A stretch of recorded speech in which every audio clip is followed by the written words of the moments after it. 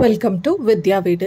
இன்றைக்கி இந்த வீடியோவில் 1 ஹவரில் நான் என்னெல்லாம் சமைச்சு பேக்கிங் வேலையும் முடித்தேன்றதை தான் இந்த வீடியோவில் நீங்கள் பார்க்க போகிறீங்க. வாங்க வீடியோக்குள்ளே போயிடலாம். முதல்ல அரிசியை ஊற வச்சுட்டேன். அடுத்ததாக சாம்பாருக்கு தேவையான அளவு பருப்பு, 2 தக்காளி, மஞ்சத்தூள் எல்லாத்தையும் 3 விசில் விட்டு எடுத்துக்கலாம். அதுக்குள்ளே சாம்பாருக்கு தேவையான வெஜிடபிள்ஸை வெட்டி வச்சுட்டேன். இப்போது பருப்பு நல்லா வெந்துருச்சு. வெஜிடபிள்ஸோட வெங்காயத்தையும் சேர்த்தி தேவையான அளவு மிளகாய்த்தூள், உப்பு, புளிக்கரைசல் எல்லாத்தையும் சேர்த்தி நல்லா கலந்து விட்டு இது ஒரு 2 விசில் வந்துடட்டும். அதுக்குள்ளே சாம்பாரை தாளிக்கிறதுக்கு நான் ஒரு மசாலா ரெடி பண்ணுறேன். அதுக்கு எடுத்து போட்டுடலாம். சாம்பாரை இந்த டைப்பில் தாளித்து பாருங்கள். சாம்பார் அரைச்சி வச்ச சாம்பார் மாதிரியே இருக்கும். ஒரு சில் அளவுக்கு தேங்காய் பொடியாக நறுக்கி போட்டிருக்கேன். 1 டீஸ்பூன் அளவுக்கு சீரகம், 1/4 டீஸ்பூன் வெந்தயம், இது கூடவே ஒரு சின்ன பட்டை, 1 கிராம்பு எல்லாத்தையும் கொரணையாக அரைச்சி எடுத்துகிட்டு வந்துடலாம். இப்போ தாளிப்பு கரண்டி வச்சு கொஞ்சமாக எண்ணெய் சேர்த்திக்கலாம்.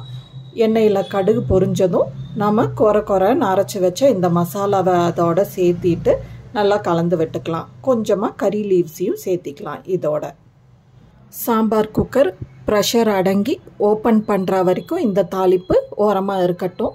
இட்லி ஊற்றிடுறேன். இட்லி பாத்திரத்தில் தண்ணி வச்சு அது கொதி வந்ததும் இட்லி ஊற்றுனதை எடுத்து வச்சாச்சு. இப்போ சாம்பார் ஓப்பன் பண்ணி பார்க்கலாம். சாம்பார் நல்லா வெந்து வந்துருச்சு. இப்போ தாளிப்பை சேர்த்தி நல்லா கலந்து விட்டு இதை ஒரு சர்விங் பவுலில் ட்ரான்ஸ்ஃபர் பண்ணிடலாம். இப்போது சாம்பார் வச்ச அதே குக்கரை லைட்டாக அலசி எடுத்து அதுலேயே ரைஸையும் வச்சுட்டேன். கையோட அவரைக்காய் தாளிக்கிறதுக்கு எண்ணெய் சூடானதும் கடுகு பொரிஞ்சதும் கடலைப்பருப்பு, வெங்காயம், தக்காளி சேர்த்து வதக்கி விட்டு காய் சேர்த்தி அதுக்கு தேவையான அளவு உப்பு, மிளகாய்த்தூள், மஞ்சத்தூள் 3ஐயும் சேர்த்து நல்லா வதக்கி விட்டு இது வேகிறதுக்கு கொஞ்சமாக தண்ணி சேர்த்து இது ஒரு லிட் போட்டு மூடி வச்சிட்றேன். இந்த பக்கம் இட்லி ரெடி ஆயிடுச்சு. இப்போது காலையில் பிரேக்ஃபாஸ்ட்டுக்கு இட்லியும் சாம்பாரும் தான். சாம்பார் இட்லி ஒரு பவுலில் இட்லி 3 போட்டு சாம்பாரை மேலே ஊற்றி ஸ்பூன் போட்டு கொடுத்துட்டா நல்லா சாப்பிட்டுக்கலாம். இப்போ மதியம் லஞ்சை பேக் பண்ணிடுறேன். அவரைக்காய் பொரியல் ரெடி ஆகிடுச்சு. அது கூட கொஞ்சமாக தேங்காய் துருவல் சேர்த்தி அதையும் டிஃபனில் போட்டாச்சு. அடுத்த டிஃபனில் கொஞ்சமாக ரைஸ் சேர்த்திட்டு இதுக்கு தேவையான அளவு சாம்பாரை ஊற்றி நல்லா கலந்து விட்டாச்சு. அடுத்ததாக தயிர் சாதம் ஆல்ரெடி கலந்து வச்சுருக்கேன்.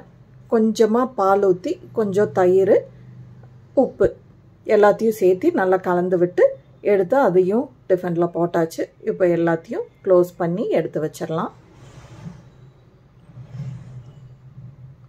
அடுத்ததாக இன்றைக்கி ஸ்நாக்ஸுக்கு மாம்பழம் பொடி பொடியாக நறுக்கி போட்டிருக்கேன். இது கூடவே ஒரு 5-6 பாதாமியும் சேர்த்திருக்கேன். இன்னைக்கு எங்கள் வீட்டு பிரேக்ஃபாஸ்ட் அண்ட் லஞ்ச் இது தான். இந்த வீடியோ உங்களுக்கு பிடிச்சிருந்ததுன்னா do not forget to subscribe, like and share வித்யா வீடு. பாய்.